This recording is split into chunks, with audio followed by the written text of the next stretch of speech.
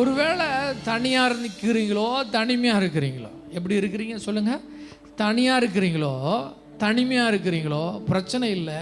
நான் இந்த அனுபவத்தை எப்படி பார்க்குறேன்னா, இது ஒரு நல்ல அனுபவம். இது தேவன் உங்களோடு பேசுவதற்கு ஒரு நல்ல ஏற்ற நேரம், ஏற்ற சீசன், ஏற்ற தருணம்.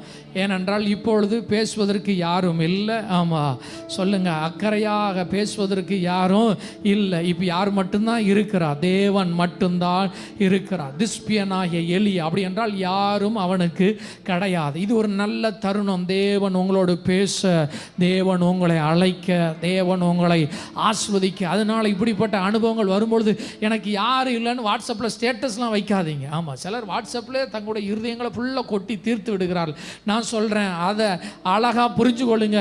ஆமாம், பேசுகிறதுக்கு நண்பன் இல்லை. ஆமாம், விசாரிப்பதற்கு உறவுகள் இல்லை.